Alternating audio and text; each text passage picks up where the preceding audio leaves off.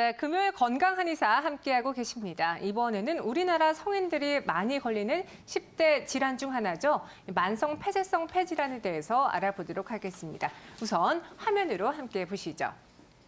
네, 회복될 수 없는 기도 막힘으로 인하여 폐 기능이 서서히 저하되는 병을 바로 만성 폐쇄성 폐질환이라고 하는데요. 그 원인도 한번 살펴보도록 하겠습니다.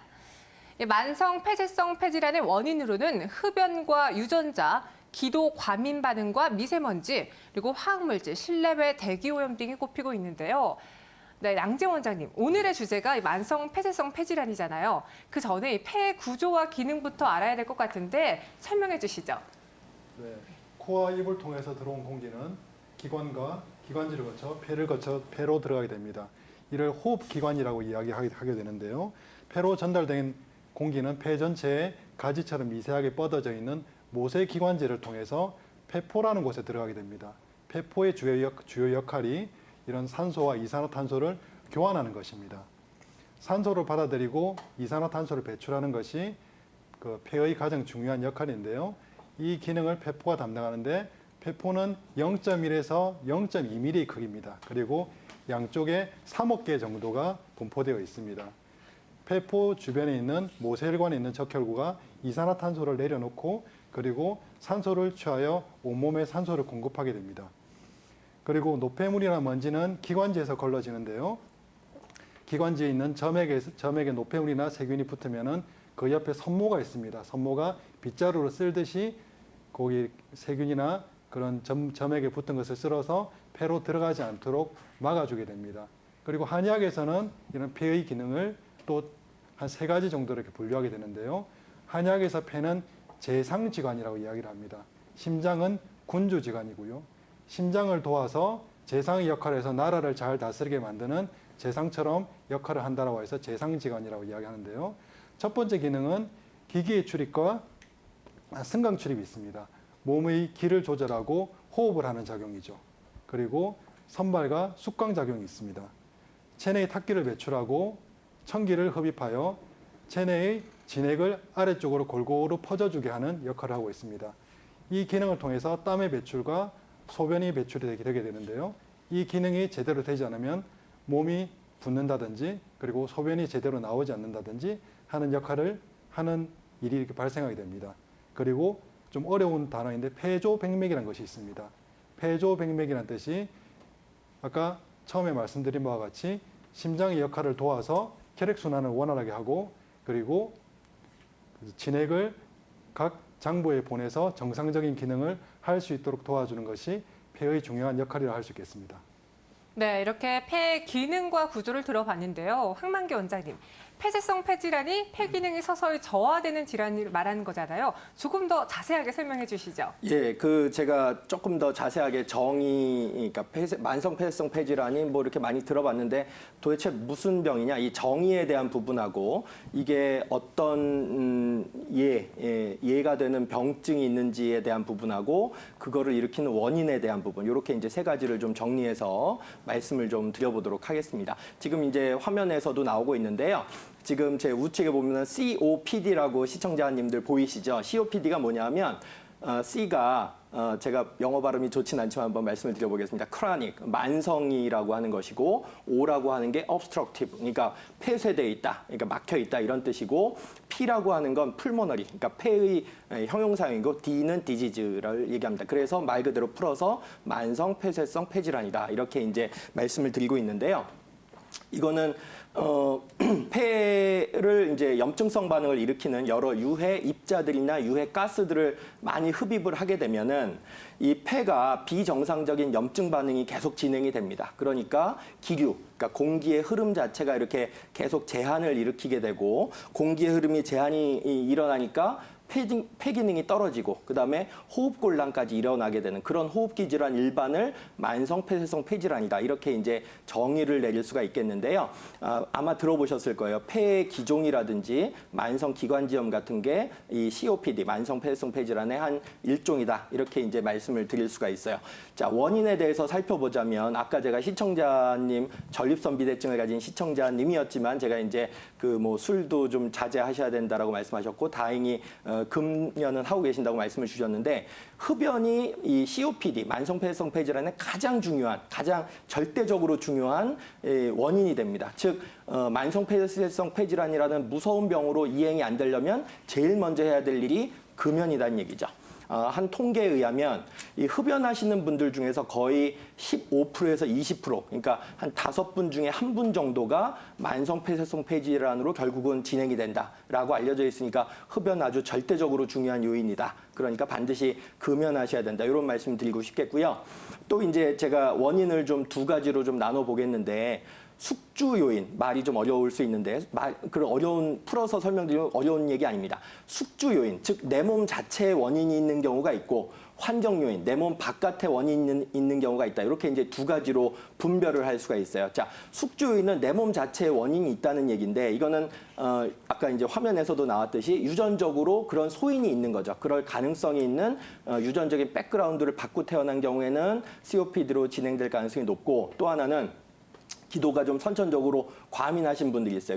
기도 과민, 뭐 이렇게 항진 반응 같은 것도 잘 일어나는 그런 기도 과민성을 좀 특별하게 가지신 경우가 숙주 요인이라고 할 수가 있다면 이 환경적 요인, 즉 가급적이면 이렇게 주의하면 좀 피할 수 있는 환경적 요인, 이게 좀 더 중요할 수가 있는 부분이고 예방적으로 중요할 수가 있는 부분인데 우리가 이제 직업성 분진이라고 합니다. 예전에 석탄을 많이 채굴하셨던 탄광에서 일을 하셨던 광부분들께서 이런 직업성 분진 때문에 COPD에 많이 걸리셨어요. 안타깝게도 이런 것도 아주 중요한 요인이고 또 그다음에 바이오매스라고 표현합니다. 그러니까 에너지원으로 쓰이기 위해서 우리가 산에서 뭐 이렇게 아궁이에다 불 떼기 위해서 나뭇가지 같은 거, 이파리 같은 거 잘라다가 꺾어다가 이렇게 아궁이에다 불 쏘시게 옛날에 많이들 하지 않았겠습니까? 그거를 바이오매스라고 하는데 그런 것들을 이제 계속되면서 매캐한 그런 하얀 연기 같은 게 나오죠. 그런 것들이 실내외 이렇게 연기, 그러니까 좀 이렇게 유해 물질을 야기시켜가지고 그런 것도 이제 COPD의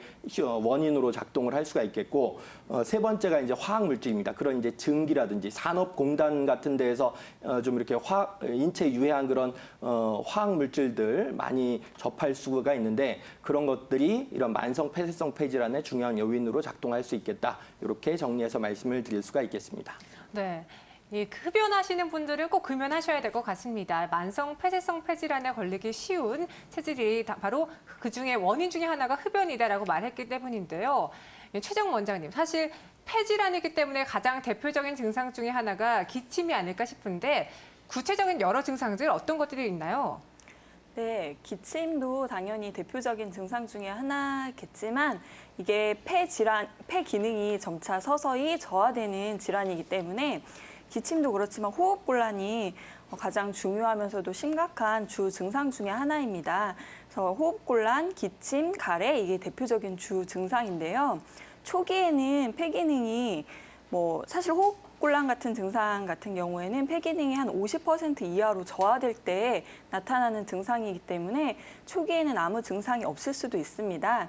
하지만 이제 힘든 일을 하거나 아니면 빠르게 걸었을 때 조금 숨이 차다고 느껴지실 수도 있고요, 초기에는. 그리고 기침을 하면서 가끔씩 끈끈한 가래가 동반되어 나온다든지 이런 증상들이 초기에 나타날 수 있는 증상이고요. 점점 이게 진행이 되면서 기침이나 호흡곤란, 가래가 나오는 횟수가 점차 증가하게 됩니다. 그러다가 이제 중증의 만성 폐쇄성 폐질환이 되게 되면은 호흡곤란도 좀 심각해지고 기침이나 가래 배출 이런 게 점차 횟수가 증가하게 되고요. 심한 경우에는 이제 계단 보행이 불가할 정도로 증상이 악화되기도 하고요. 폐가 약해지니까 감염 질환이 많이 발생할 수 있어서 폐렴 같은 경우도 한번 걸리면 잘 낫지 않고 이럴 수 있습니다. 그리고 당연히 이제 산소 공급이 잘 안 되니까 손끝이나 발끝 그리고 입술이 좀 파랗게 변하는 보라색으로 변하는 청색증 같은 증상이 나타날 수도 있고요.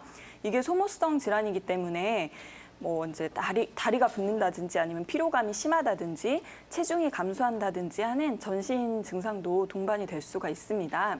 그래서 이런 증상들이 아까 말씀드린 것처럼 초기에는 이게 내가 운동 부족 때문에 이렇게 숨이 찬 게 아닐까라고 이제 처음에는 많이들 생각하시게 되는데 만약에 본인이 흡연을 하시고 또 이런 직업성 분진 환경에 많이 노출이 되신다거나 유전적인 요인이 있거나 그런 유발인자에 노출이 많이 되신 분들에게서 이런 증상이 나타난다면 조기에 빨리 진단을 해야지, 그렇지 않으면은 폐 같은 경우는 한 번 손상이 되면은 뭐 어떤 양방 치료제로도 회복이 되지 않기 때문에 초기 진단이 매우 중요하기 때문에 혹시 이런 분들이 이런 증상을 가지고 있으시다면은 꼭 조기에 그 폐 기능 검사를 해볼 필요가 있습니다. 네, 이렇게 지금 폐 기능에 대해서 이야기를 하고 있는데요. 혹시 지금 내가 앓고 있는 증상과 비슷하다, 좀 궁금하다라고 하시는 분들은요. 지금 02-2000-4959로 전화 주시면 저희가 네 분의 원장님과 함께 1:1 맞춤 상담 해드리도록 하겠습니다. 네, 그리고 최정훈 원장님 살짝 이야기를 들어보니까요. 이 구체적인 증상이 기관지 천식과 비슷한 것 같은데 기관지 천식과 만성 폐쇄성 폐질환과 질환의 차이점 어떤 것들이 있나요? 이상주 원장님. 네. 우선 그 기관지 천식은 알레르기의 성향이 있습니다. 요즘 그 미세먼지 때문에 바깥 외출이 많이 힘드시죠? 이런 미세먼지나 황사 그리고 유해물질 같은 것들이 그 기관지에 닿게 되면은 염증이 발생합니다. 그래서 그렇게 발생한 염증은 기관지 세포가 부어오르게 하고요. 그래서 기도가 좁아지게 되죠. 그리고 기관지가 꽉 조여드는 그런 기관지 수축 현상까지 그렇게 일어나게 해서 숨쉬기가 좀 힘들어집니다. 그에 반해서 만성 폐쇄성 폐질환은 호흡에 연관되는 폐포와 모세 기관지에 염증이나 어떤 분비물이 가득 차 있는 거예요. 그래서 기관지 천식하고 비슷한 점은 이제 유해가스나 그런 미세먼지, 그런 오염된 공기 그런 것들이 이제 유발 인자가 된다는 것이고요. 그리고 초기에는 폐와 기관지 일부에만 나타나지만 말기로 넘어가면서부터는 전체 폐하고 기관지에 염증이 번져서 숨쉬기가 힘들어지게 됩니다. 둘의 차이점은 일반적으로 만성 폐쇄성 폐질환은 통로가 이렇게 한번 좁아진 것이 원상으로 회복되는 경우가 잘 없습니다. 그 비가역적이라고 우리가 표현을 하는데요. 기관지 천식은 그에 반해서 이렇게 상황에 따라서 좋아졌다, 나빠졌다 하는 것이죠. 그러니까 알러지 요인이 있는 경우에는 나빠지고 이제 그 요인이 해소가 되면은 그 좋아지는 그런 특성을 가지고 있습니다. 그리고 기관지 천식 치료제로 일반적으로 기관 확장제나 스테로이드 제제가 많이 사용이 되는데요. 그런 그 치료제가 만성 폐쇄성 폐질환에는 반응이 적은 경우가 많습니다. 네, 증상이 조금 비슷하긴 하지만 조금은 다르게 증상을 나눠볼 수 있는데요. 사실 요즘 연일 미세먼지가 기승을 벌이고 있습니다. 저도 나가다 보면 목이 조금 칼칼하다라는 느낌이 들곤 하는데 이 미세먼지가 호흡기에 미치는 영향에 대해서도 설명해 주시죠. 예, 제가 미세먼지가 이제 호흡기에 미치는 영향에 대해서 한번 정리를 해서 말씀을 드려보겠는데요. 뭐 결론부터 말씀을 드리면 상당히 안 좋은 영향을 호흡기 질환에 미친다. 그리고 호흡기에만 안 좋은 영향을 미치는 게 아니고 이게 심혈관계 질환에도 안 좋은 영향을 미치고, 그러니까 결론부터 말씀을 드린 겁니다. 그리고 이런 것들이 사망률도 매우 높이는 데 일조한다. 이렇게 일단 결론부터 말씀드리겠습니다. 그럼 미세먼지가 과연 왜 이렇게 엄청난 결과까지 나오게 만드느냐, 요걸 좀 말씀을 드려보도록 하겠는데, 얼마 전에 우리나라에서 미세먼지 주의보 내렸었죠. 저도 이제 이렇게 걷다 보면은 목도 굉장히 많이 칼칼하고 뭔가 이렇게 좀 불편한 그런 느낌을 목하고 코에서 많이 받게 되는데요. 미세먼지라고 하는 거는 영어로 표현하면, 제가 오늘 영어를 몇 번 쓰는데 particulate matter라고 표현합니다. 그러니까 아주 작은 입자라는 거죠. 근데 그 작은 게 도대체 얼마나 작으냐? 요거는 시청자님들께서 하나 기억을 해두실 필요도 있을 것 같아요. 요 수치는 뭐냐면 아주 작은 단위를 이렇게 헤아리는 미터법상의 어떤 기준으로서 마이크로미터, 마이크론 이런 이제 기준을 씁니다. 근데 10 마이크론보다는 작고 2.5 마이크론보다는 큰 입자 덩어리, 요거를 이제 미세먼지라고 하는데, 시청자분들께서 이것도 들어보셨을 거예요. 초미세먼지라고 하는 것도 뭐 일기예보 같은 데서 들어보셨을 거예요. 초미세먼지는 뭐냐?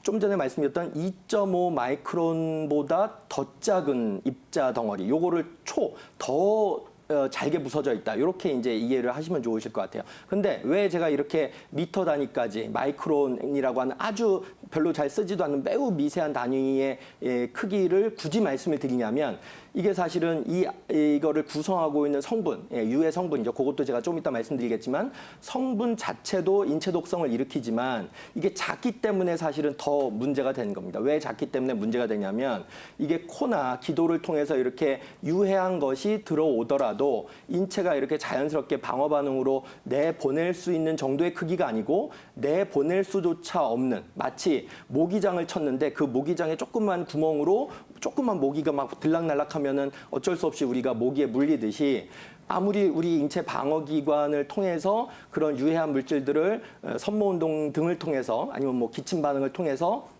내보내려고 인체가 애를 쓰더라도 그런 저항에 아랑곳하지 않고 너무 작기 때문에 폐포, 아까 좀 전에 이제 원장님께서 말씀해 주셔서 폐포라고 하는 아주 작은 기관까지 그냥 바로 이제 직중한다고 표현하죠. 바로 도달을 하기 때문에 이 폐포에서 폐포까지 이제 또 통과를 합니다. 폐포까지 이 작은 덩어리니까 통과를 하기 때문에 유해한 이 입자가 혈관을 이제 타게 되는 거죠. 혈관을 타게 됐다는 얘기는 한마디로 인체를 혈관이라고 하는 거는 순환기계이기 때문에 인체를 전신을 빙빙 돌지 않겠습니까? 그러니까 전신에 쫙 퍼진다는 얘기죠. 그래서 심혈관계에도 문제를 일으킬 수 있다. 이렇게 이제 표현을 드린 것이고 그렇기 때문에 사망률에도 일조할 수 있다. 이렇게 이제 말씀을 드린 거예요. 자, 그러면 폐포까지 도달하는, 집중하는 이 미세먼지는 과연 어떤 인체 독성을 일으키는 화학적 조성으로 이렇게 가지고 있느냐. 그것이 이제 사실은 중요한 부분인데 이 탄소 성분이 많습니다. 탄소라고 하는 유해 성분,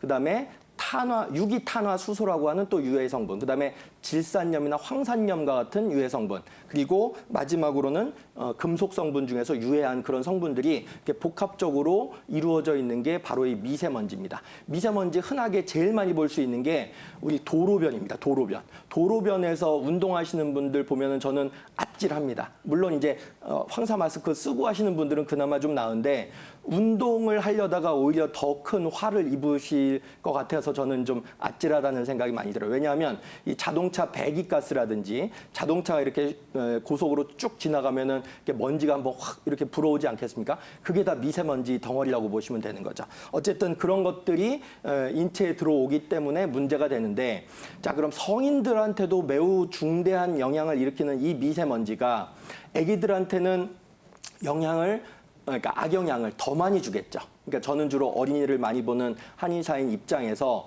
어린애들 데리고 이렇게 도로가 절대로 다니시지 말라는 얘기를 많이 드립니다. 뭐 산업단지 주변에서 사시는 경우는 어쩔 수 없는 주거 조건이라 하더라도 이 자동차 많이 다니거나 버스 많이 다니거나 이런 도로가에는 애기들 이렇게 데리고 나가시지 마시라는 얘기를 많이 드리는데 왜 그러냐 하면 얼마 전에 미국에서 이렇게 연구 논문 발표된 걸 보니까 캘리포니아에서 아주 어린 애기들, 미세먼지에 노출될 수밖에 없는 그런 애기들이 성인이 되었을 때 이 대조군에 비해서, 즉 미세먼지에 잘 노출되지 않았던 애기들에 비해서 과연 어느 정도나 이렇게 호흡기 질환, 좀 이렇게 안 좋은, 아까 말씀드렸던 COPD를 포함해가지고 안 좋은 심혈관계 질환이나 사망률이 조금 더 높으냐, 특히 이제 호흡기 계통의 질환이 얼마나 더 많이 높아지느냐를 이렇게 전향적으로 조사를 한 논문이 발표가 됐는데 무려 4.9배, 그러니까 5배 이상 호흡기계 질환이 더 많이 걸리더라. 이렇게 이제 좀 충격적인 그런, 충격적이지도 않죠. 어찌 보면 당연할 수 있는 그런 연구 결과들이 발표가 됐어요. 그러니까 어린애들은 특히나 더 미세먼지에 노출되게 하시면 안 된다. 이런 말씀을 드리겠고요. 그럼 이제 미세먼지를 우리가 예방하기 위해서 좀 주의해야 될 사안은 무엇이냐? 아까 말씀드렸던 것처럼 이 도로가에서 운동하시는 거, 이게 아주 바보 같은 짓이다. 이렇게 이제 말씀을 드리겠고, 두 번째는 어린애기들 중에서 실내에서 촛불놀이 하는 애기들이 가끔씩 있습니다. 실내에서 촛불 많이 켜게 되면 그것도 미세먼지를 야기한다. 이렇게 말씀을 드리겠고요. 바깥에 우리가 아무리 도로변에는 이렇게 나가지 않고 산업단지 주변에 살지 않는다 하더라도 대도시, 특히 이제 서울 같은 큰 대도시에서 거주하시는 분들은 적건 많건 미세먼지에 노출될 수밖에 없습니다. 그러니까 외출을 불가피하게 해야 된다면, 미세먼지 주의보가 있는 날이라 하더라도 외출해야 된다면 반드시 황사 마스크를 끼고 외출을 하셔야 되고, 갔다 와서는, 실내에 들어와서는 손만 씻어서는 안 됩니다. 코도 반드시 이렇게 세척을 해주셔야 되겠다. 이런 말씀을 꼭 드리고 싶습니다. 네, 정말 미세먼지가 이렇게 유해한 거구나라는 걸 다시 알게 됐는데요. 그렇다면은 폐 질환 같은 경우는 한번 폐가 손상이 되면은 다시 회복되기 어렵다라고 말씀해 주셨습니다. 폐 면역력을 높이는 방법은 어떤 것들이 있을까요? 네, 폐의 면역력을 높이기 위해서는 우선 실내 온도를 적절하게 유지하는 것이 중요합니다. 실내 온도를 18도에서 20도 정도로 유지하고 습도도 50에서 60% 정도 유지하는 것이 가장 중요하고요. 그리고 과도한 온도 변화는 폐에 악영향을 미칠 수 있기 때문에 뜨거운 공기가 많이 있는 사우나라든지 그리고 차가운 공기가 많은 새벽에 운동하는 것을 좀 삼가하시는 것이 좋습니다. 특히 찜질방에 땀을 빼기 위해서 들어가시는 분이 많은데요. 이럴 때 차가운 물수건으로 코와 입을 막아주는 것도 하나의 좋은 방법이겠고요. 그리고 새벽에 운동을 하실 때도 꼭 마스크를 낀다든지 아니면 날씨가 조금 따뜻해지는 시간이 될 때 운동하시는 것이 좋을 것 같습니다. 그리고 습기가 많은 집에서는 집에 곰팡이가 피어 있는 것을 볼 수 있는데요. 곰팡이는 폐에 아주 치명적인 독소를 배출하고 있기 때문에 곰팡이가 있다면 곰팡이를 빨리 제거하는 것이 좋습니다. 그리고 비염이 있는 아이들 같은 경우는 밤에 잘 때 입을 벌리고 자는 경우가 많습니다. 입을 벌리고 자게 되면은 폐와 기관지가 많이 건조해지거든요. 그래서 비염을 꼭 치료해야 폐 기능을 회복시킬 수 있습니다. 그리고 한의학에서 볼 때 폐와 대장은 기능적으로 많은 연결고리를 가지고 있습니다. 그리고 대장 기능이 좋지 않다면은 폐 기능이 좋지 않을 확률이 높기 때문에 대장 기능을 치료하는 것이 아주 이렇게 중요하고요. 그리고 폐에 좋은 음식 몇 가지만 말씀드리겠습니다. 폐에 좋은 음식은 무, 도라지, 호두, 더덕, 배추, 배, 생강 등이 있으니 이런 것을 잘 섭취한다면은 폐의 면역력을 많이 높일 수 있지 않나 그렇게 생각해 봅니다. 네, 이렇게 폐 면역력을 높이는 방법에 대해서도 이야기를 해주셨는데 앞서 이 폐 질환의 원인 중에 하나 유전자가 있다라고 말씀해 주셨습니다. 그렇다면은 체질적으로 폐 질환에 취약한 체질은 어떤 체질일까요, 이상주 원장님? 네, 요즘은 그 인터넷에서 그 체질에 대한 그런 내용들을 많이들 검색해 보실 수 있으실 텐데요. 일반적으로 뭐 간대폐소라든지 신대비소라든지 이런 장부의 크기와 체질과 연관성들을 한 번쯤은 보셨을 겁니다. 그래서 일반적으로 우리가 태음인이라고 하면은 간대폐소라고 해서 간이 아주 크고 폐가 아주 작고 그래서 폐의 기능이 약하다 이렇게 생각하실 수가 있는데요. 한의학에서 얘기하는 그 폐라고 하는 것은 실제로 그 서양의학에서 얘기하는 그 해부학상의 폐와 정확히 일치하지 않는 경우가 않는다고 봐야 되겠죠. 그래서 오히려 그 해부학상의 폐라기보다는 하나의 어떤 그 기능적인 네트워크라고 이해를 하시는 게 더 맞을 거고요. 그래서 실제로 태음인들이 폐가 훨씬 더 크거나 간이 훨씬 더 작거나 간이 훨씬 더 크거나 폐가 훨씬 더 작거나 이런 그 해부학상의 차이를 나타내는 것은 아닙니다. 하지만 다만 그 태음인의 약한 기운 중에 하나가 어떤 기액을 우리의 온몸으로 흩어내는 그런 기능들이 있는데요. 그 기능들이 약하기 때문에 그 기능과 관련된 심장과 폐의 기능 또한 약하다고 우리가 추측을 할 수가 있는 것이죠. 사상체질의학에서는 폐와 간은 그런 그 기액을 발산하고 수렴하는 기능을 합니다. 쉽게 얘기해서 그 몸의 기운과 그런 혈액 같은 그런 부분들을 흐트려주는 그런 분산해주는 힘은 폐에서 나오고 그것들을 이제 모아주는 힘을 간에서 나온다고 그렇게 얘기를 하는데요. 장부 기능상 그런 폐소 간대한 태음인의 경우에는 이런 흩어주는 호산지기가 항상 약합니다. 그래서 태음인의 그 건강을 얘기할 때는 그 호산지기가 얼마나 강한지 그리고 그것을 얼마나 키워줄 수 있는지를 가지고 얘기를 하게 되고요. 이런 수렴하는 기운은 반대로 너무 강하기 때문에 보통 태음인들은 잘 움직이지 않으려고 하죠. 가만히 앉아 있는 경우가 많고요. 생각이 많은 경우가 많습니다. 그래서 어떤 그 외부에서 자극이 들어왔을 때 거기에 바로 반응을 하기보다는 한 겹, 두 겹, 세 겹 이렇게 자꾸 쌓아두게 되는 거죠. 그래서 그것이 이제 폭발하면서 이제 병증이 나타나는 경우가 많습니다. 그래서 병리 증상도 가슴이 두근거린다거나 아니면 운동을 많이 하는 경우에도 땀이 잘 나지 않는 경우가 있어요. 그래서 태음인의 경우에는 그 땀을 많이 내주는 것이 건강에 도움이 많이 되고요. 그래서 이 안에 쌓여있는, 태음인은 항상 쌓아두는 게 문제가 되는 겁니다. 그래서 그런 쌓아두는 기운을 밖으로 자꾸 표출할 수 있도록 감정 표현도 잘 하시고, 그리고 운동 같은 것도 유산소 운동, 뭐 걷기라든가 수영이라든가 이런 유산소 운동을 많이 해주시는 것이 그런 호산지기를 기르는데 도움이 많이 되십니다. 그리고 호흡기와 관련된 병증은 체질별로 한두 가지씩은 다 가지고 있습니다. 그런데 태음인의 경우에는 특히나 그 해수증이라든지 효천증이라고 하든지 이렇게 직접적으로 그런 폐와 관련된 그런 병증이 많은 편입니다. 네, 이상입니다. 네, 이렇게 체질에 대해서도 이야기를 들어봤는데 최재권 원장님, 그렇다면은 갑작스럽게 호흡곤란이 왔을 때 취할 수 있는 응급 처방은 어떤 것들이 있을까요? 네, 경험적으로도 잘 아시겠지만 누운 자세보다는 앉아 있는 자세가 더 숨을 편안하게 할 수 있는데 좋고요.